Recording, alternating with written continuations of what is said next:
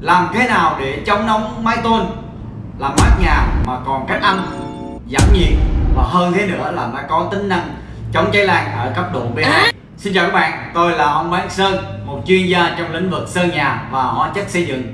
Rất vui được gặp lại các bạn trong ngày hôm nay.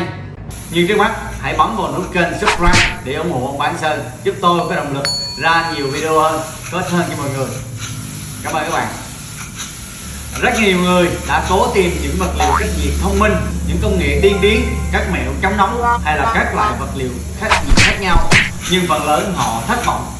Nóng cứ nóng, còn ồn ào, tiền điện thì tăng vèo vèo, phải sử dụng hết công suất của các thiết bị làm mát. Vài năm trước, khi mà tôi đi phun biofoam chống nóng cho nhà xưởng, các công trình công nghiệp, thì lại thấy rất nhiều hộ gia đình là nhà dân dụng, các hộ kinh doanh la làng vì nóng quá, và họ quan tâm đến giải pháp phun biofoam cách nhiệt mà tôi đang làm.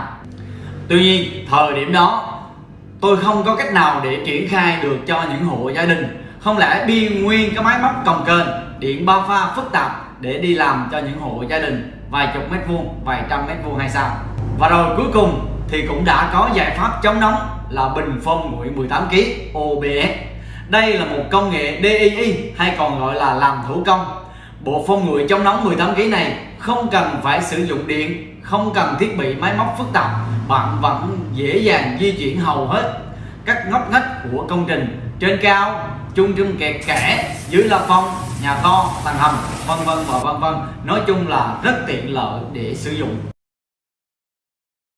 Với thiết kế rất đơn giản, gồm có hai bình A và B.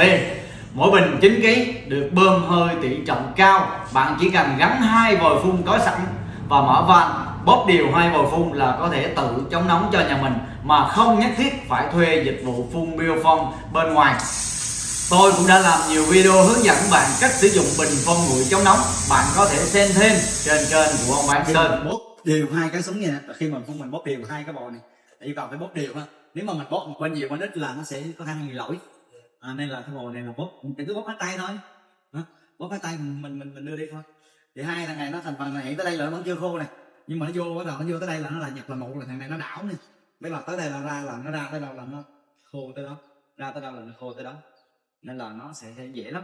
Mình phun sơn á, thì mình sợ nó khó là mình phun nhiều, mình sợ nó chảy đúng không? Còn thằng này là nó dạng bọt mà, phun tới đâu ra là bọt, mình điều chỉnh nó cũng dễ dàng mà nó nói chung là nó khá là đơn giản. Cái người mà hồi đó giờ chưa biết phun sơn thì nghĩ rằng là cũng có khả năng phun được. Về định mức độ phủ của bộ phun nguội 18 kg này, theo công bố của nhà sản xuất thì một bộ phun nguội phun được từ 30 cho đến 35 mét vuông với độ dày là từ 1,5 cho đến 2 phân. Tuy nhiên, theo ông Bán Sơn và thói quen ăn chắc mặt bền của người Việt chúng ta thông thường được phun dày hơn tiêu chuẩn của nhà sản xuất. Vì vậy, một bộ phun nguội thông thường phun được khoảng 25 mét vuông. Tôi biết với nhiều người Việt thì loại biofoam này có giá còn hơi cao so với các loại vật liệu khác. Nhưng nếu bạn thử phun biofoam này, rõ ràng bạn sẽ đạt được những lợi ích nhiều hơn so với những loại vật liệu cách nhiệt khác. Mà cụ thể là nó không có hấp nhiệt từ bên trên xuống. Đúng rồi đó, kiểm tra cái tường phun foam cách nhiệt chứ chưa phun ra làm sao. Ok, cái chỗ tường chưa phun foam cách nhiệt là 101 nè. Còn cái chỗ mà phun rồi nè, phun biofoam rồi nè là 85 độ. Độ ép nha các bạn. Và nó làm cho không gian của bạn cực kỳ mát, giảm được tiếng ồn cực kỳ hiệu quả. Ngoài ra là nó chống cháy lan ở cấp độ B2. Bộ foam nguội có chống cháy không ông Bán Sơn? Nó chống cháy ở cấp độ B2 nha các bạn. Nghĩa là đốt thì nó vẫn sẽ cháy, nhưng mà sẽ dập tắt sau vài 3 giây. Và tôi đã làm rất là nhiều video test và bạn có thể xem thêm ở trên kênh của ông Bán Sơn. Comment điều bạn quan tâm nhé. Khi sử dụng loại vật liệu cách nhiệt, bạn có thể kéo dài tuổi thọ lên đến 30 năm thay vì sử dụng các loại vật liệu khác là 5-7 năm bạn đã phải thay. Chưa nói là bạn được giảm được hóa đơn tiền điện hàng tháng đáng kể. Rất nhiều nguồn thông tin mà bạn có thể tìm hiểu thêm về vật liệu cách nhiệt biofoam này. Đừng quá vội chọn những loại vật liệu không hiệu quả khác để rồi nóng vẫn cứ nóng, ồn vẫn cứ ồn. Giống như là những trường hợp mà ông Bán Sơn tôi đã cải tạo nhà và đang sửa chữa nhà cho khách trong thời điểm hiện tại, thì đã phải phun lại biofoam thay cho những loại vật liệu cách nhiệt trước đó đã làm. Inbox ngay cho ông Bán Sơn để nhận báo giá bình phong nguội chống nóng. Tôi cũng có những giải pháp khác cho những công trình nhà nhỏ thì sử dụng chai 750ml, hay nhà lớn sử dụng bồn phun nguội, hay trường hợp khối lượng lớn hơn, cần phun nhiều hơn, nhanh hơn thì tôi sử dụng máy phun biofoam công nghiệp dạng lớn để phục vụ bạn.